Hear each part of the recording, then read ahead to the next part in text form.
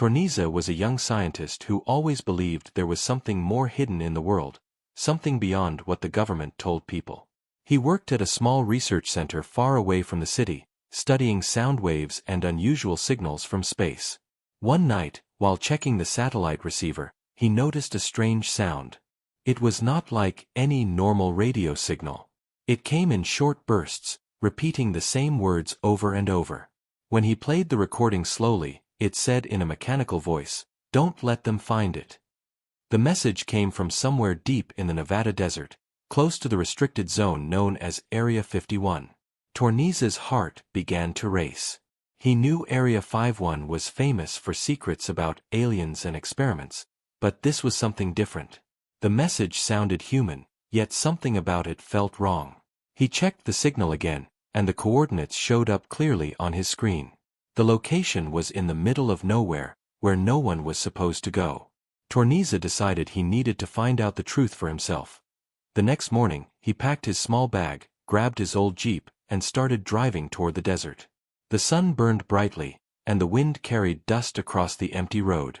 As he got closer to the coordinates, his phone lost signal, and his GPS stopped working. It was strange because everything had been fine until he entered that part of the desert. He looked around and saw nothing but sand and rocks, but something about the air felt heavy, as if he was being watched.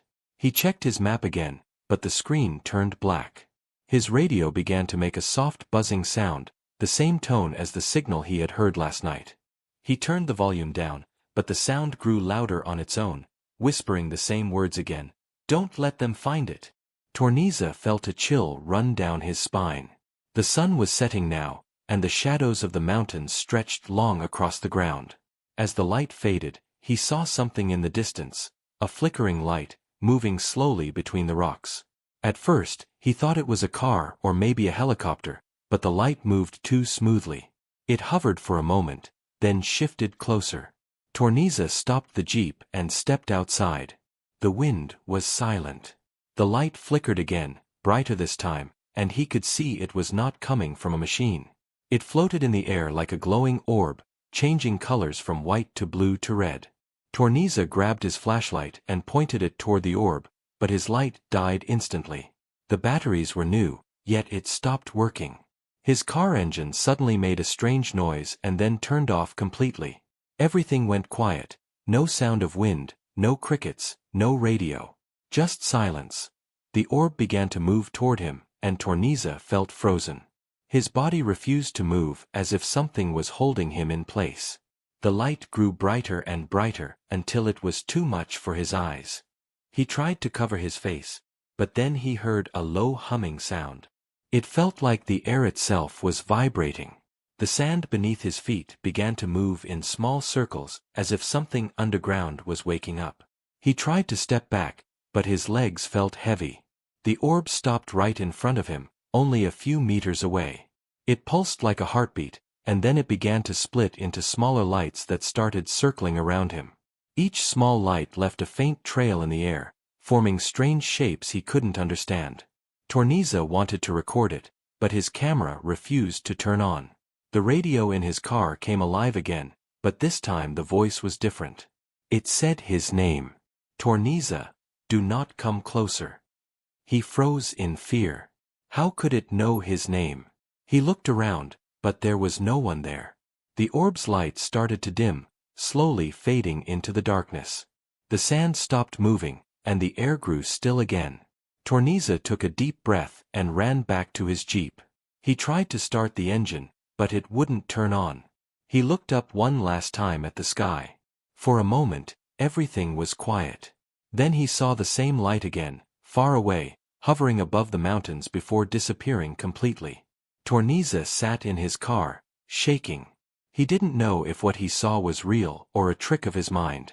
The coordinates on his screen started flashing again, but this time they changed, pointing him deeper into the desert. The words, "Don't let them find it," repeated one last time before the screen went blank. The night grew colder, and a strange mist began to cover the sand. Torneza felt that whatever was out there wanted him to come closer, but something inside told him that once he did, there would be no turning back. Torneza woke up to the sound of thunder. His head felt heavy, and his vision was blurry. When he opened his eyes, he realized he was no longer in his jeep. He was lying on a rough metal bed inside what looked like an old military tent. The air smelled of dust and smoke, and outside, a storm was raging. Lightning flashed across the sky, lighting up strange shadows that danced on the tent walls. Torneza sat up, confused and scared. His clothes were dirty, and his bag was gone. He tried to remember what happened, but everything after the blinding light was blank. One moment he was in the desert, and now he was here. He stood and pushed open the tent flap. The desert around him was dark, the wind howling like a scream. Sand hit his face, and he could barely see more than a few feet ahead. Then he noticed something, footprints in the sand, leading away from the tent. They looked fresh, and whoever made them was barefoot. Torneza's heart began to beat faster. He turned around, searching for anyone else, but the camp was completely empty. There were 3 other tents, all torn and covered in dust. Old boxes marked with military codes lay scattered on the ground. It looked like no one had been here for years. He picked up a broken radio, but it only made static sounds. Suddenly, he heard a voice behind him say, "You shouldn't have come here." Torneza spun around instantly. A man stood a few feet away, wearing a gray military uniform that looked very old. His face was pale, his eyes dark, and his expression calm but cold. Torneza took a step back and asked, "Who are you? What is this place?" The man didn't answer right away. He looked at the sky as if listening to something only he could hear. Then he said softly, "They are watching. You brought them closer." Torneza didn't understand. "Who's watching? What do you mean?" The man looked directly at him now. "The ones from the shadows," he whispered. Before Torneza could ask more, lightning flashed again, and for a split second, the man vanished. Torneza blinked, thinking it was a trick of the light, but the man was truly gone. Only his footprints remained, leading toward the open desert. The wind grew stronger, almost pushing Torneza back. Fear mixed with curiosity inside him. He followed the footprints, holding his arm over his face to block the sand. The prints led him to a rocky hill that rose from the sand like a broken tooth. As he climbed, he noticed something strange. There were small metal pieces buried in the ground, like broken parts of machines. He picked one up, and it felt warm, even though the air was cold. When he reached the top of the hill, the storm calmed suddenly. Everything went silent again, too silent. Then he saw it. At the bottom of the hill, half covered by sand, was a large metallic door. It looked like an entrance to something underground. The door had no handle, no keypad, nothing, just a smooth steel surface with strange symbols carved on it. Torneza touched it, and a soft vibration ran through his hand. It felt alive. He stepped back, unsure if he should go closer. His instincts told him this was not just a door, it was a warning. The same voice from before echoed in his mind. "Don't let them find it." Torneza's heart pounded as he tried to understand what was happening. He looked around, but the desert was empty. The man in gray was nowhere to be seen. He turned back to the door and noticed something new. The sand near it was slightly moving, as if something below was shifting. He knelt down and brushed away more sand, revealing a small circular plate with a glowing blue light in the center.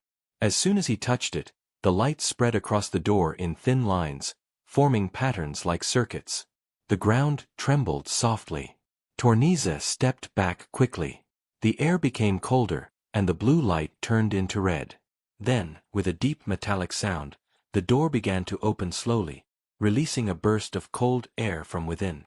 A faint mist flowed out, covering the ground around him. Torneza's body froze. He could now see a dark tunnel leading down into the earth. Strange humming sounds came from below, like distant machines still running after many years. He hesitated for a moment, then grabbed a piece of metal from the ground to use as a weapon, just in case. He took a deep breath and stepped closer to the entrance. The mist swirled around him as he peered inside. The tunnel walls were made of metal, with old lights flickering faintly. He could see cables hanging from the ceiling and some kind of liquid dripping down the walls.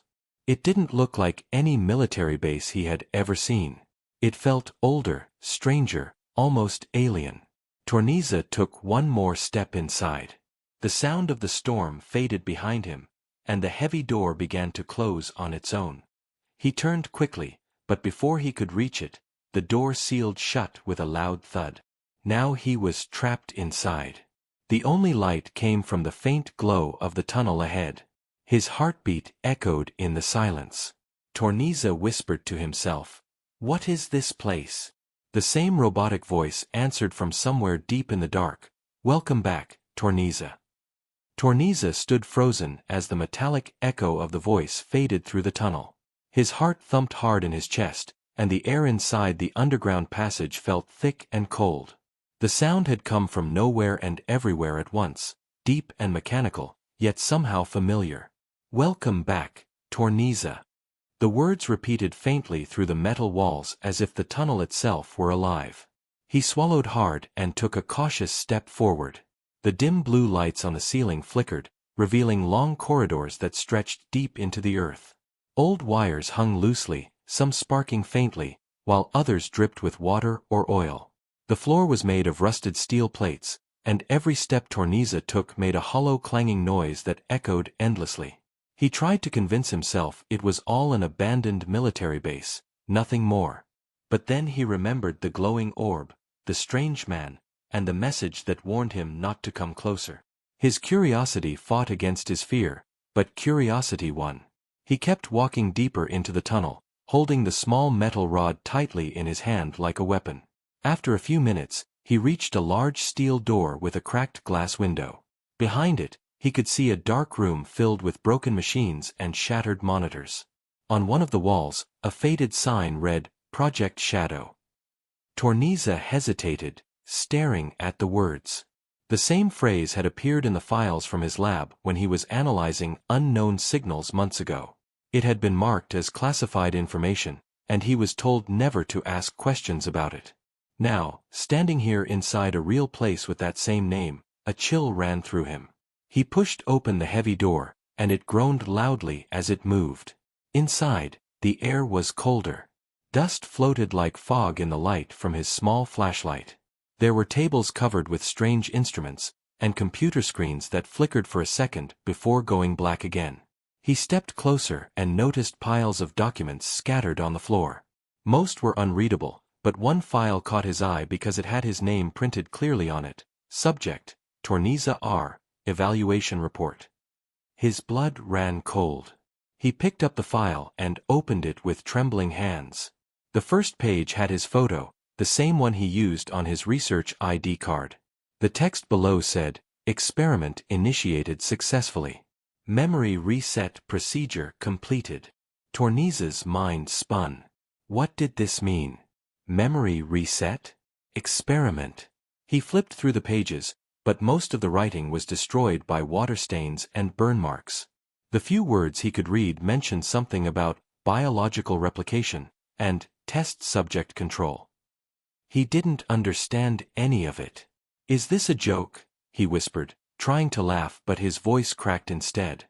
Suddenly, a static noise filled the room, coming from one of the broken monitors. He turned toward it and saw it flicker to life for a moment. A blurry image appeared, a man sitting in a lab chair, hooked up to wires and machines. The man looked up at the camera, and Torneza's breath caught in his throat. The man was him.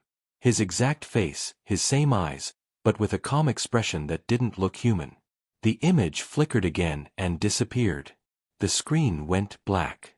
Torneza dropped the file and stumbled backward, his mind racing. How could this be possible? Was he dreaming? Was someone playing a trick on him? Before he could think further, he heard footsteps in the hallway. Slow, heavy, and steady. Someone, or something, was coming. He turned off his flashlight and pressed himself against the wall. The footsteps stopped just outside the door. The air became still. Then, the voice spoke again, louder this time. "You were not supposed to wake up yet, Torneza." He wanted to run, but his legs refused to move. The door creaked open slowly, and a faint red light spilled into the room. Torneza gripped the metal rod tightly and waited. But no one came in. The hallway outside was empty. Only a faint humming sound filled the air. Gathering all his courage, Torneza stepped out and followed the sound. The hallway led to another chamber with thick glass walls. Inside were large tanks filled with cloudy liquid. He wiped the glass with his sleeve to see more clearly, and froze. Inside the tanks were human figures floating silently. Each one had the same face. His face. His throat went dry as he counted at least 6 of them. They looked lifeless, but one of them suddenly twitched. A wave of fear shot through him. He stepped back, his breath shaking. The computer beside the tanks flickered and displayed words across the screen. Status, replication process incomplete. The robotic voice spoke again, now sounding closer and colder. You were the first success, Torneza. You were not supposed to return. The lights above him began to flash red, and an alarm started to echo through the chamber. He looked around for an exit, but every door was locked.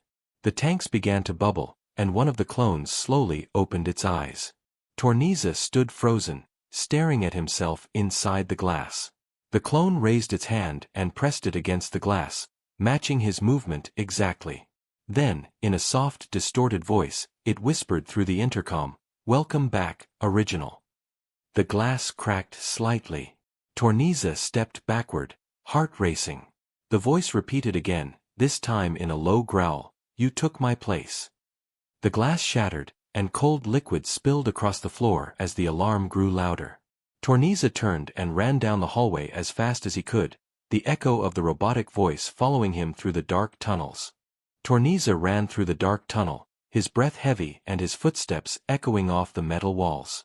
Behind him, the alarm continued to scream, and the red lights flashed like blood in the shadows. His mind was spinning with fear and confusion. The clones, the files with his name, the strange voice, none of it made sense. He had come to find the truth about a signal, but now it felt like he had stepped into a nightmare built by someone who already knew him. As he turned a corner, he found a large chamber that looked like a laboratory. Broken glass and wires hung from the ceiling. Tables were covered in tools, syringes, and mechanical parts. On one side of the room stood a giant machine connected to several glass pods filled with fog. Inside each pod, he could see outlines of human bodies. They looked lifeless, floating in thick liquid, but the machines around them were still humming softly. Torneza stepped closer, his hands shaking. When he wiped the fog from one of the glass surfaces, he froze. Inside was a perfect copy of himself. The same face, same hair, same scar near the eyebrow. His stomach turned, and he took a step back. Then he saw another pod, and another. Each one contained another version of him. There were at least a dozen of them. The labels on the pods read things like, Subject 07, Memory Reset Failed, and Subject 09, Terminated. He couldn't breathe. The truth hit him like a wave. He wasn't the first Torneza. Maybe he wasn't even the real one.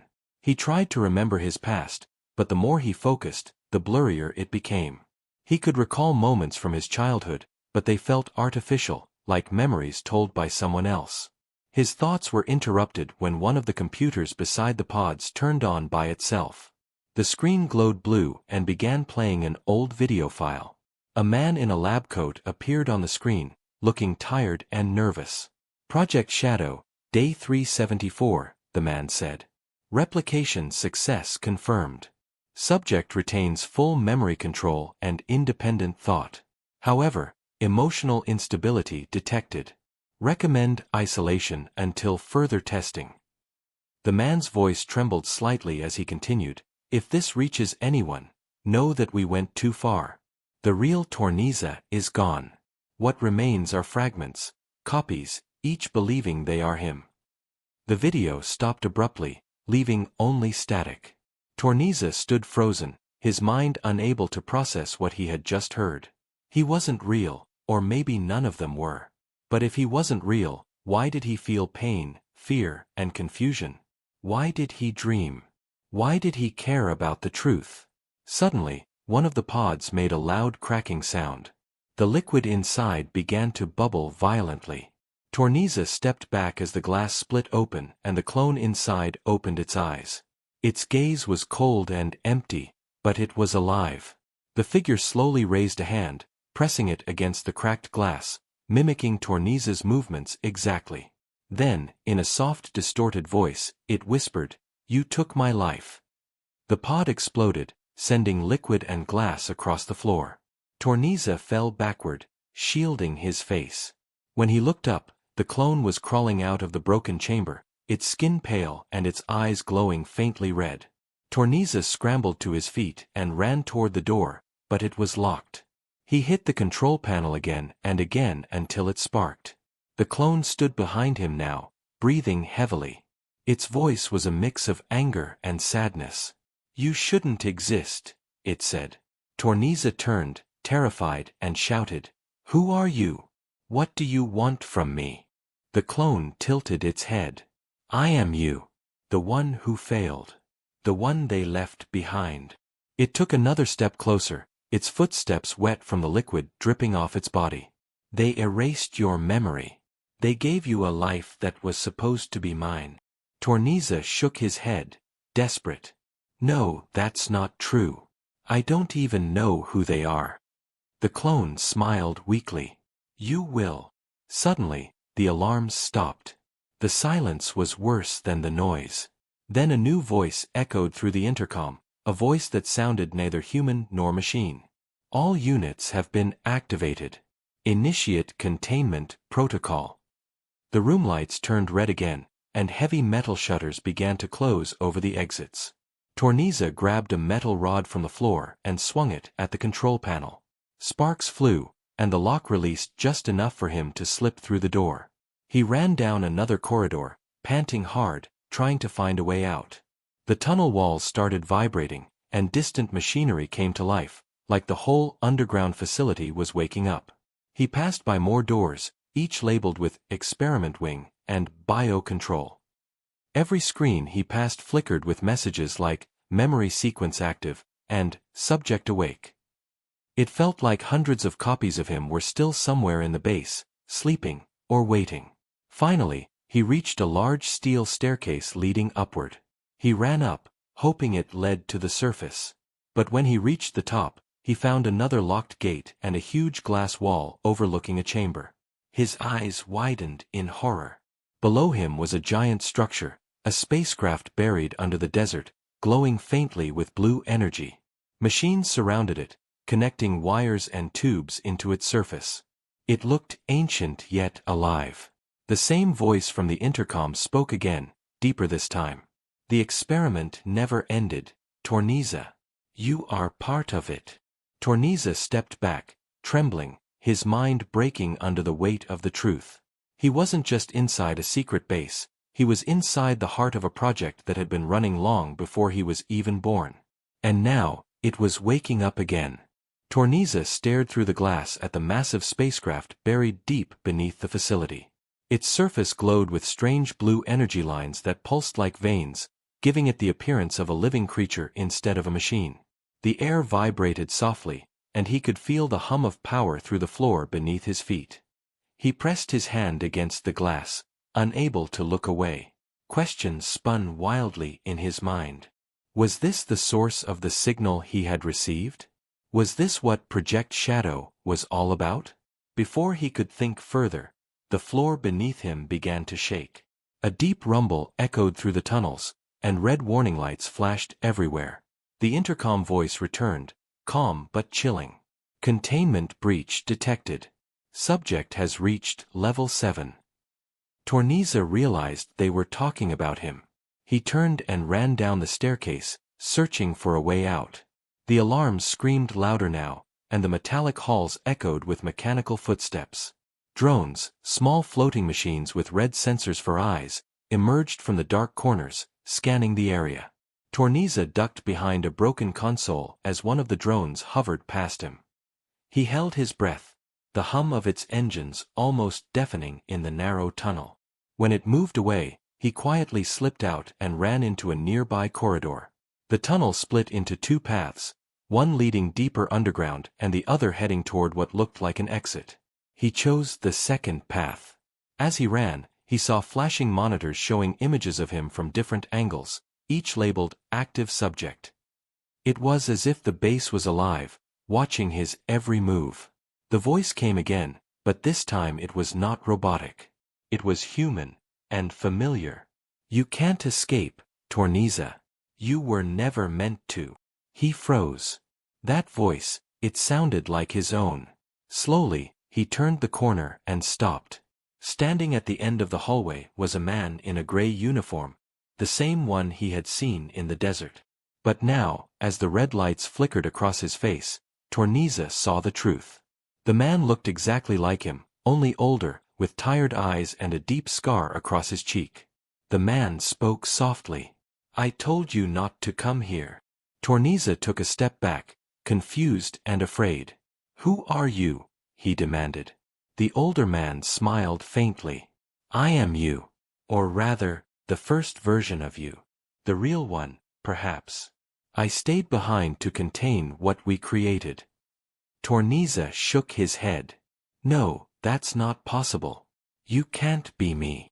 The man sighed. "You don't understand. They copied us again and again, erasing memories, rewriting minds. Each of us thought we were the original. You are just another piece of the experiment." The ground shook again, and part of the ceiling cracked, spilling dust over them. "This place is collapsing," Torneza said. "We have to get out." But the older man didn't move. He looked toward the chamber where the spacecraft was buried. "That ship is not from here. It carries the code that created us. They called it the seed. It doesn't just replicate bodies, it replicates consciousness. And it's waking up." Torneza felt a cold shiver crawl down his spine. "Then we destroy it," he said firmly. The older version of himself shook his head slowly. "You can't destroy what you are part of. The ship responds to us. It remembers us." Suddenly, the lights flickered again, and the intercom voice returned, louder this time.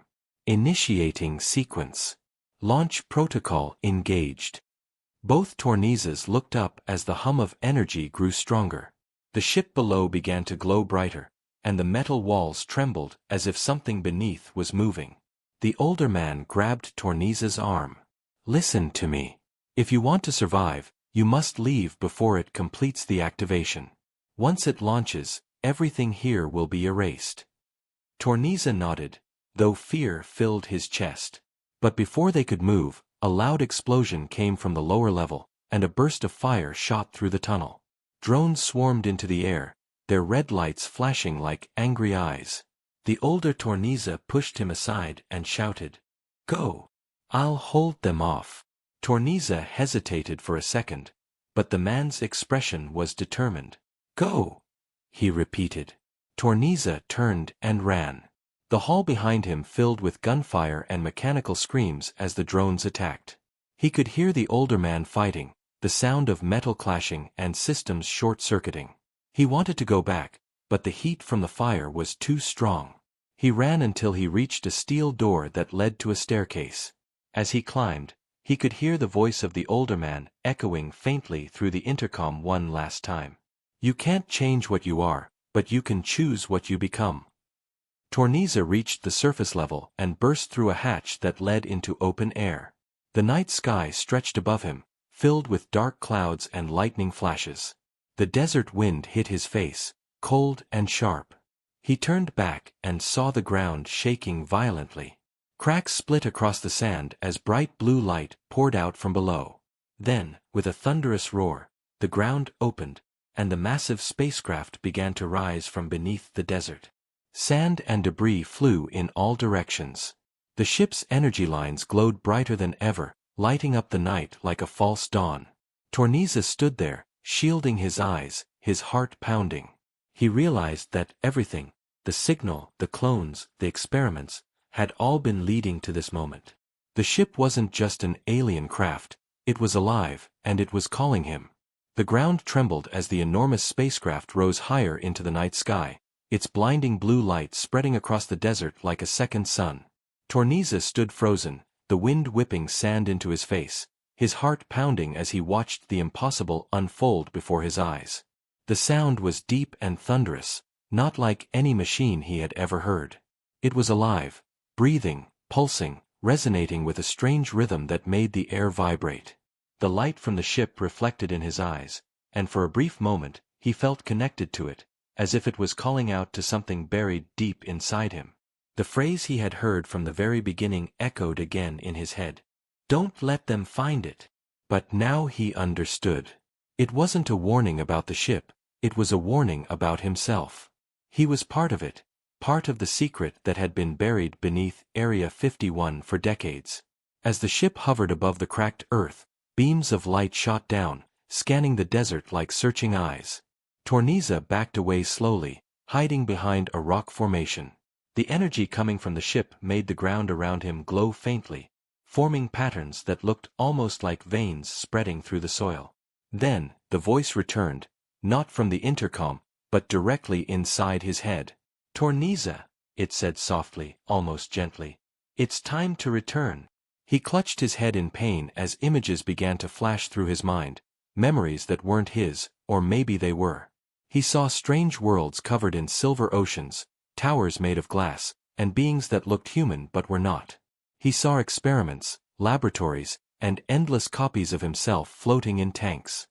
He saw the older man, the first version of him, standing beside the same ship years ago, pressing a hand to its glowing surface. Then the image changed. He saw the real Torneza, the original, lying motionless on a cold table as a machine copied his thoughts into a new body.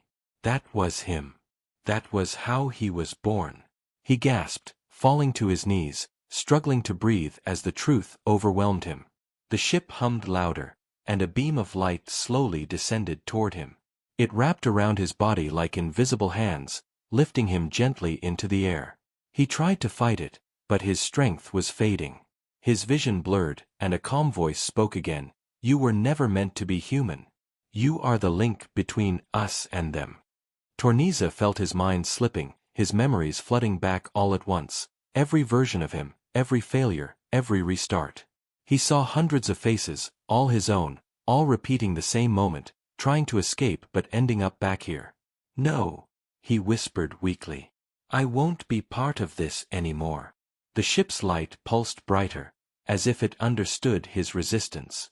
The voice changed, becoming colder. "You cannot stop what has already begun."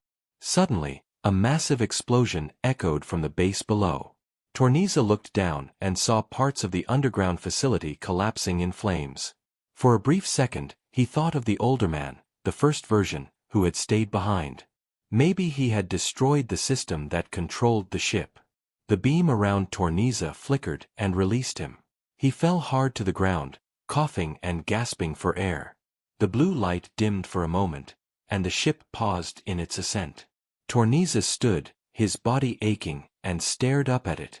He knew he had only one chance. Near him lay a control device, something he must have dropped when he escaped the lab. It had a single red button labeled "Override." Without thinking twice, he grabbed it and pressed the button. The device beeped once, and the ship's glow turned from blue to red. The humming sound changed into a sharp, angry roar. The voice screamed inside his head. "You fool! You will destroy everything!" Torneza shouted back. "Maybe that's the point." The ground split open as waves of energy burst outward. The sky turned crimson, lightning ripping across the clouds. The ship shook violently, its smooth surface cracking and revealing layers of glowing metal beneath. It started to spin, losing control, fragments of light breaking off and shooting into the sky. Torneza covered his face as the ship exploded in a flash brighter than the sun. The blast threw him backward across the sand. When he opened his eyes, everything was silent again. The ship was gone. Only a crater remained where it had been, glowing faintly in the dark. The stars above were clear, the storm had vanished, and the desert was quiet. Torneza lay there for a long time, staring at the sky, wondering if it was really over. Then he saw something that made his heart stop. Far in the distance, near the horizon, Small blue lights began to rise. One, then two, then dozens. They moved slowly upward, disappearing into the night sky. Torneza realized with dread that the ship he destroyed wasn't the only one. There were many. Maybe hundreds. The experiment had spread far beyond Area 51. He stood slowly, his legs weak, and looked at the endless desert stretching before him. The words of the older man echoed in his mind. You can't change what you are, but you can choose what you become. Torneza took a deep breath, staring at the faint glow of the distant ships, and whispered, "Then I'll choose to fight." The wind howled softly through the desert, carrying with it the last traces of light from the sky. Somewhere beneath the sand, deep in the shadows, something else stirred, waiting for the next chapter to begin.